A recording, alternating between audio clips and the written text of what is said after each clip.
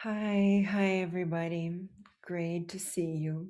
I only look at myself in the camera, but I hope you showed up. Okay, enough with my special humor. Today, I wanted to share about integration. Every healing session is followed by integration. When we heal trauma,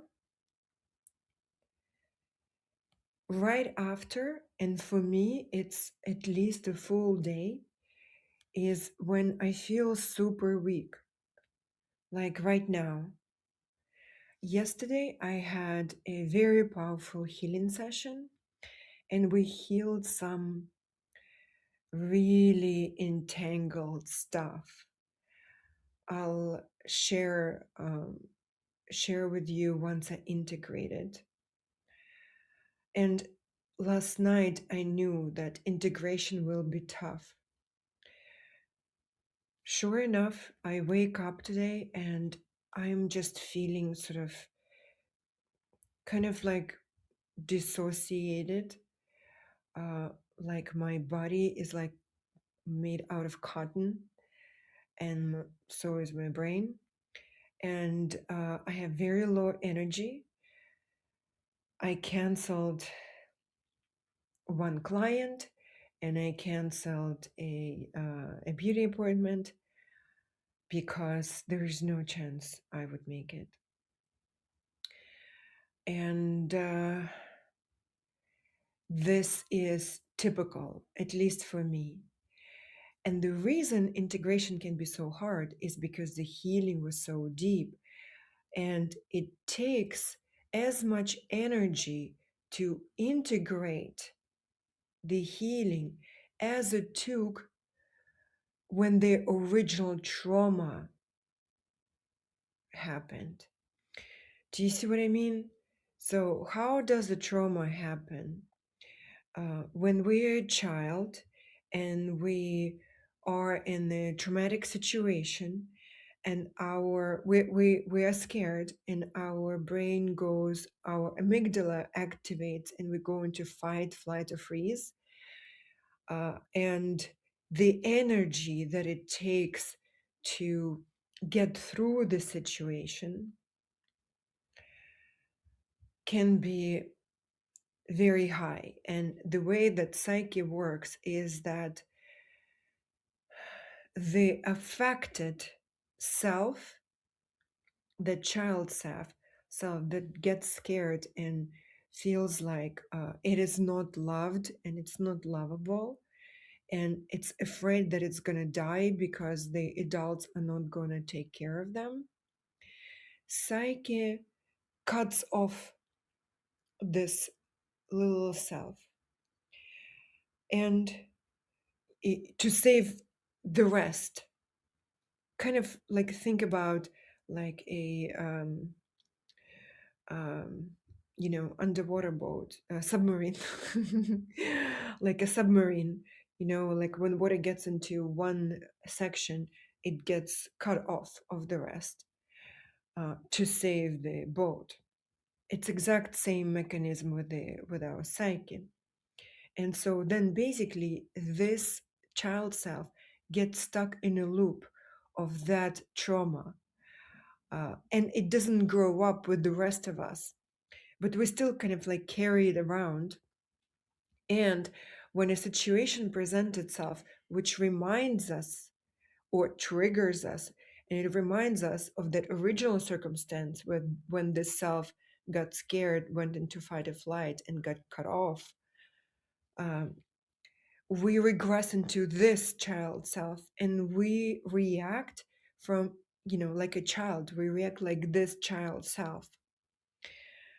1 year old, 2, 3, 4, 5 year old, whatever age we were when that original situation happened. And as a result, we react inadequately. And afterwards, when and if we reflect on that situation, we're like, I behaved like a child. I didn't even notice when it happened and how it happened. But that's how our psyche works. It's like that traumatic situation is like a wart on our body, and whenever that wart, like somebody steps on that wart, we go like, oh, and so this child self is triggered and activated, and it relives that situation and reacts with the coping mechanism that it learned in that moment. I hope I'm making sense. Like um, like my brain is like, it's like as if I'm wearing a helmet right now. And it's like a low grade fever kind of thing, but I don't have fever. It's the integration at work in real time. And so um, when we reintegrate this sort of disowned self in voice dialogue, that's a school of psychology by Helen Sidra Stone, which I really, really like for its simplicity and its beauty and elegance. They call it disowned self. So this disowned self reacts only one way, and everything that it encounters, it sees as that uh, same exact situation. So it kind of lives the groundhog, I think it's called a hedgehog, whatever day, again and again. So same shit, different day, but it's only capable of recognizing any situation as that situation, and it's only capable to react as that coping mechanism it learned. For example, it learned to freeze and like shut up and be small, um, and so that's how typically it would react even when we are an adult. Or if it learned that being aggressive worked for it, for her, then like we just start a yelling match with somebody without having a clue why we are yelling, or like what triggered us. And the reason I wanted to share about this integration time period with you is because I see very little information about integration. There's so much talk about this modality, that modality, hypnotherapy, somatic work, EMDR, um, whatnot. Uh, and then people go and do this therapy, and then integration hits them, and they have no idea what's going on, why they feel the way they feel. But uh, I want you to know that everything is good. It's just, imagine you just been through a psyche surgery, and it's equivalent of like 6 7 8 hour surgery, but on your psyche, because you found this disowned self. You made it feel seen. You healed it with compassion, and then you integrated it back into the whole. So now it has an opportunity to grow into the adult human being that you are, with the rest of your psyche. And that's a very energy consuming process, as you can imagine. And the miracle of our psyche is that we can heal everything. It's like, in our physical body, if we lose a limb, we cannot regrow the limb. But whatever happens to our psyche, no matter how bad, traumatic, and damaging, we can regrow that part, and we can heal that part, and we can recover fully. The neuroplasticity is infinite. It's really magical and um, wonderful, and infinitely potent.